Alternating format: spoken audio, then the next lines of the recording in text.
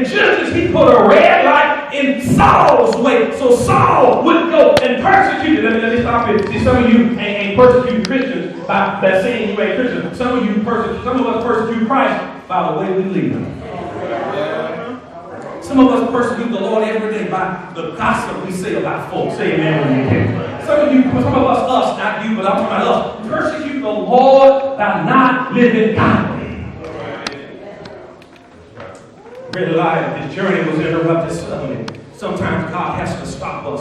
Verse 4, he was knocked to the ground. Then he fell. See, suddenly he came there and a light shone. Sometimes a light, God has to do something dramatic to get us to stop. And then, watch this.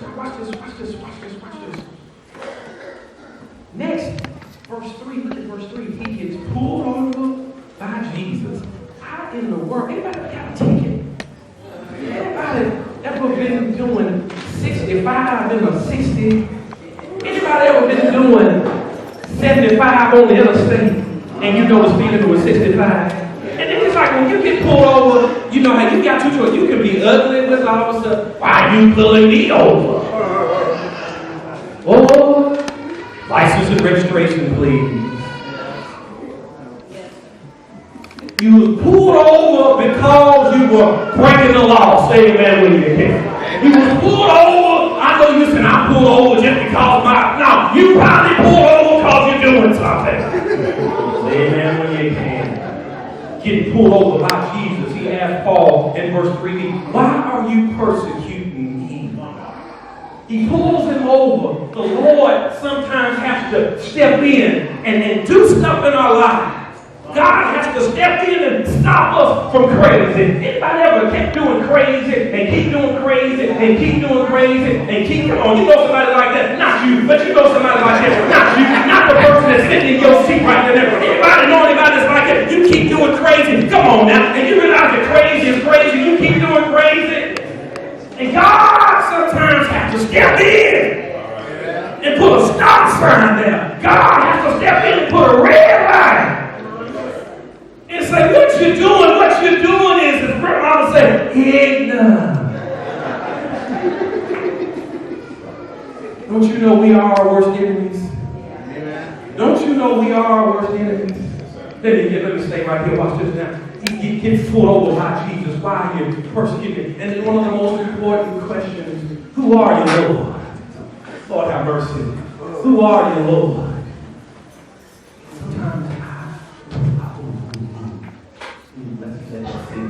I know y'all want some who are you, Lord? Who are you, Lord?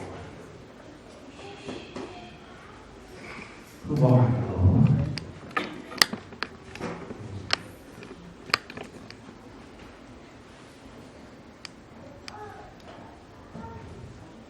And the Lord said, I am Jesus,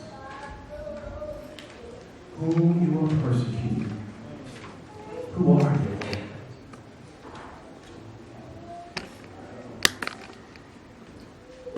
So one question deserves another question. He says, so trembling and astonished, Lord, what do you want me to do? Asking for direction. You know, it's tough. I drive a lot, and I've had my wife in the car with me, and I could know I'm lost, but I don't want her to know I'm lost. And as men, our hardest problem is to stop and ask for direction.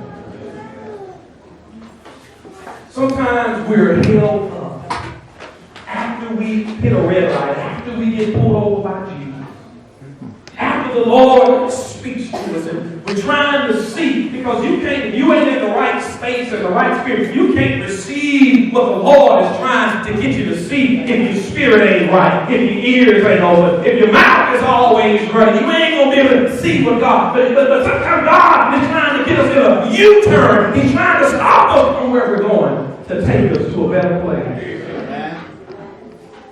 Asking for direction, Lord, what do you want me to do? I want you to follow me. Lord, what do you want me to do? I want you to obey my word. Lord, what do you want me to do? I want you to submit your life totally to me. Lord, what do you want me to do? I want you to desire a deep, deep relationship with me.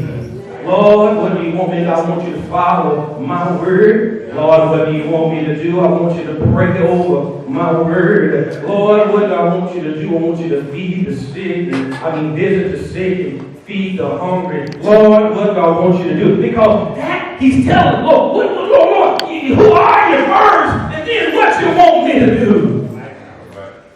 Two of the deepest questions that anybody could ask who's a serious Savior. Who are you, Lord? Let me take you back a little way. A lot of us will come up in strict religions where we do all the commandments. We all 611 tenets of the whole law. But don't know Jesus. Say amen when you can. I know there ain't going to be no amens in here. We know all the book. You can quote it book, chapter, and verse. But my question, do you really know Jesus? Who are you, Lord? Who are you, Lord? And what do you want me to do? I want you to strive to get your life right.